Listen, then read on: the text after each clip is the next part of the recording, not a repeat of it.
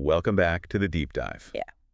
So we are doing something a little different today. Yeah. Usually we're looking at these big, flashy topics, trends, breakthroughs, scandals. Right. Today, we are looking at a PDF, a very specific, very dense PDF called Document E2.15 Employer Requirement Operations and Maintenance. It doesn't exactly roll off the tongue, does it? It really doesn't. And if you saw this in your inbox, you would probably, just archive it without even opening it. Oh, for sure. But I actually read through it, and I have to say, it felt less like a bureaucratic rulebook and more like a very aggressive attempt to predict the future. That is a fantastic way to frame it, because that is exactly what it is. It's basically a client telling a contractor, I'm not just paying you to build this facility. I'm paying you to figure out how I'm going to live with it for the next 20 years. Spot on. In the engineering world, we talk a lot about CapEx versus OpEx. CapEx is capital expenditure, the cost to buy the steel, pour the concrete, and, cut the ribbon. That's the exciting part. Everyone loves CapEx because it's exciting. You can see the progress. And OpEx is the hangover. OpEx is the operating expenditure. It's the cost to keep the lights on, the cost to fix the pumps, the cost of the crew. It's the hangover that lasts for 2 decades. This document is the employer saying, I don't care how cheap your building is to build. If it costs me a fortune to run, I don't want it. Okay. It's what we call life cycle engineering. Well, let's look at how they enforce that, because some of these rules seem incredibly specific. I want to start with the seasonal stuff. The document has this section on preventive maintenance campaigns. Right. And it drops a hammer. No campaigns in winter. No campaigns are foreseen during winter. That's the exact line. So, practically speaking, if I'm running this facility and it's November and I want to do a scheduled checkup on a turbine, I just can't. You can't. The document explicitly limits preventive maintenance to the summer period, so April to September. Why such a hard line on that? Yeah. It gives us a massive clue about the environment. This is likely an offshore facility, maybe a wind farm substation in the North Sea, or, somewhere with just brutal weather. In those environments, accessing the site in winter isn't just difficult, it's dangerous and incredibly expensive.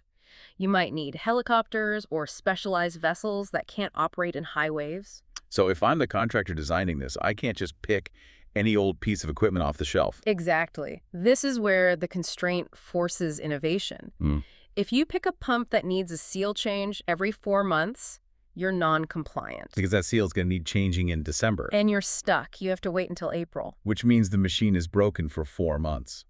And that is completely unacceptable. So as a designer, you are forced to choose components with much longer maintenance intervals. 6 months, 12 months, maybe even years. You have to buy the, quote, premium reliability package. Because the standard one just won't cut it. The standard package literally won't survive the winter ban. It puts a lot of pressure on the design phase. But if the when is restricted, the how much is even tighter. I need you to explain this 500-hour cap to me. The man-hour cap. The document says, the number of man-hours for preventive maintenance shall not exceed 500 hours in 1 year. And that sounds like a lot until you do the math. That's what I was thinking. 500 hours. If I have a maintenance team of, say, 5 people, that's only 100 hours each for the whole year. Correct. And a standard work year is about 2,000 hours. So you are asking this team to spend only 5% of their time on preventive maintenance. That's what, 2 weeks of work? Barely 2 weeks of work for the whole year. Is that even realistic? I mean, for a massive industrial facility, that seems almost impossible. It is incredibly aggressive. It forces the contractor to eliminate almost all manual inspection. You can't have a guy walking around with a clipboard checking gauges. It just takes too long. You need sensors? You need sensors, you need automation, you need sealed for life bearings. And if the design you come up with requires, say, 600 hours? Then the design is rejected. The document requires the contractor to submit a plan proving mathematically that their design fits inside that 500-hour box. If they can't prove it, they can't build it. It's like telling a car manufacturer, you can build me a car, but if the oil change takes more than 10 minutes, I'm not buying it. And you have to prove it takes 10 minutes before I sign the check. Okay, so we have a facility that doesn't need much work, but when the humans do have to work on it during those precious 500 hours, this document seems very concerned about their physical well-being. There's a whole section on ergonomics. This is section 3.5. And it's not just about being nice to the workers. It's actually about efficiency. It mentions the 23-kilogram rule. Personnel should not physically lift items heavier than 23 kilograms. Why 23? That seems like such a random number. Why not 25? It's the international standard for safe lifting for a single person. Think of your checked bag at the airport that's usually capped around 23 kilograms or 50 pounds. Above that, the risk of back injury just skyrockets. So if a part weighs 24 kilograms, what happens? You cannot ask the technician to just tough it out. You are legally required to design a mechanical solution into the building. A monorail, a davit arm, a trolley, something. That seems like a lot of engineering for just 1 extra kilogram. It is.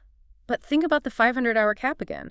If a technician gets to a pump and realizes the cover is too heavy to lift, what do? They stop. They stop, they go find a second person, or they go rig up a chain block. That all takes time. Time you just don't have. Right. But if there's a permanent hook, If the designer puts a permanent lifting point right above that pump, the technician hooks it up and lifts it in 30 seconds. The ergonomic rule isn't just about safety, it's about speed. that connects to the rule about ladders too. Ladders shall be avoided. Stairs shall be used. Same logic. Yeah. I mean, have you ever tried to carry a heavy toolbox up a vertical ladder? I try to avoid it, yeah. It's slow, it's dangerous, and you can't carry much. Stairs allow you to move equipment quickly and safely. The document is forcing the architecture of the building to serve the maintenance team. Rather than making the maintenance team suffer because of the architecture. Precisely. There was one other philosophy point I wanted to touch on before we get into logistics. I called it the Russian doll problem. The accessibility clause. Section 3.4. It says components must be inspectable without disassembling other components. This is the bane of every mechanic's existence. I feel this so much. To change the headlight in my car, I have to take out the battery and the air filter. It's ridiculous. Exactly. That is a Russian doll design. It buries the maintenance item inside perfectly good parts. This document forbids that. It says, don't bury the things we need to fix. And even for free-issued items, stuff the client gives the contractor, they still have to make sure it's accessible. Right. You can't just shrug and say, well, that's where it fit. You have to prove that a technician can walk up to it, inspect it, and walk away without spending 4 hours unscrewing panels. Again, it all comes back to that 500-hour budget. Right. You can't spend your budget on just unscrewing cover plates. You just can't. So we've designed it for humans. We've designed it for the seasons.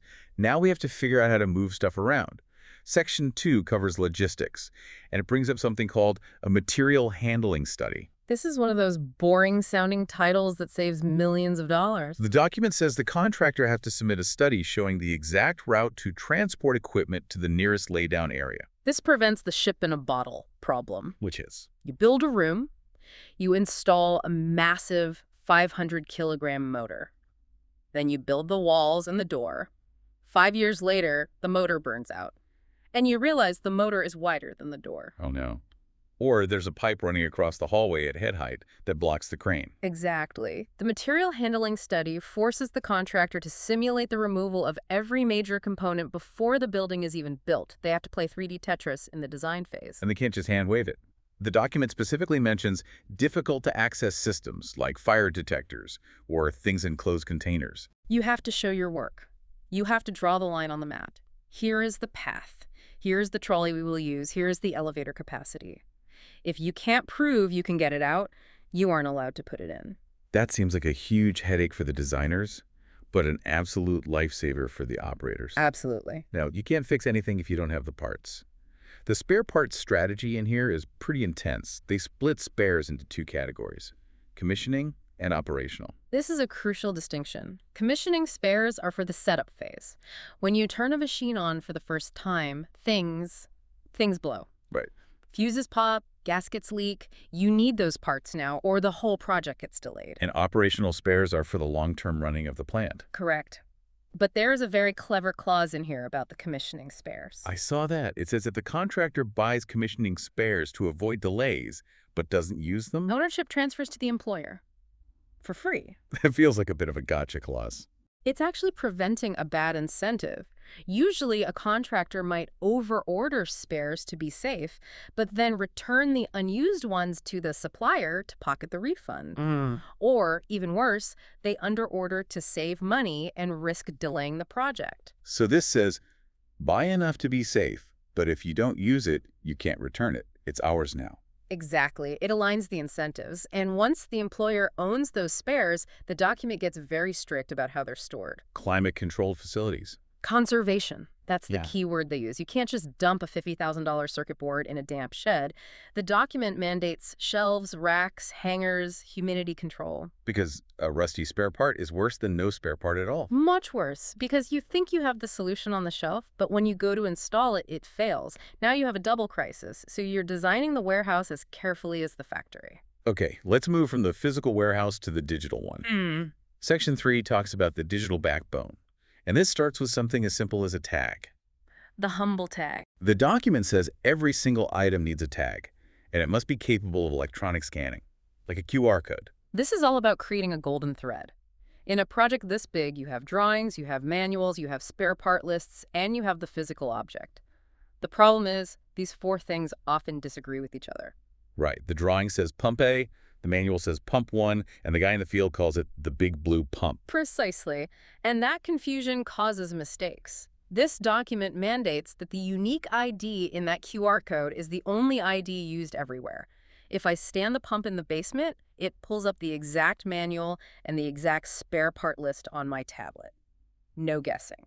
And that leads into the maintenance document database. It sounds like they want a private Google for the entire facility. A centralized brain. Yes, Right. It has to be a searchable database where entering that code gives you everything. Technical data, functional descriptions, supplier info, And it links to the PAS screens. process automation systems. So the control room software. The database doesn't just tell you what the part is. It shows you where it lives in the computer logic of the plant. I noticed a specific requirement that this database must run on a standalone server. Yeah. Why not the cloud? I mean, everyone is moving to the cloud. Security and continuity. This is a critical infrastructure facility. You cannot rely on an internet connection to know how to fix your cooling pump. If the internet cable is cut, or the cloud provider goes bankrupt, or they, change their subscription model, You're held hostage. they want full control of the virtual environment. Speaking of control, there's a really interesting rule about software updates, the software evolution clause. This is one of my favorites. It says the contractor has to provide updates for free during the defect period. But the employer decides when the update happens. Think about your smartphone. How often does it try to update at the absolute worst possible time? All the time. Or you update it and suddenly all the buttons have moved. In an industrial plant, that is a disaster scenario. You can't have a system rebooting for a patch while you're in the middle of a delicate operation. Of course not. And you definitely don't want the user interface to change right when an operator is dealing with an alarm. So the employer holds the keys. Thanks to the update, put in the queue, we'll install it when we're ready. Exactly. Stability is way more important than having the latest version. Okay, so we've designed it, built it, spared it, and digitized it. Now comes the moment of truth. The handover. Section 4. The divorce. Or the marriage, depending on how you look at it. I have to be honest, I laughed when I read the training section. It literally mandates that the contractor must send Outlook invitations. It sounds incredibly petty, doesn't it? Make sure you send the calendar invite. It feels like micromanagement. Why is that in a high-level engineering document? Because training is often the biggest lie in construction. Usually training means the contractor's guy lets the employer's guy follow him around for an afternoon. It's unstructured, it's casual. And completely ineffective. Right. Shadowing is not training. So the Outlook invite forces it to be real. It forces it to be a formal event. If you have to send an invite 14 days in advance with a specific subject and location, that implies a classroom. That implies a schedule. And the document also says the manuals must be provided before the training starts. So you can't just wing it on the day. Exactly. It professionalizes the handover of knowledge. It just stops the shadowing excuse. Then there's the takeover preparation checklist.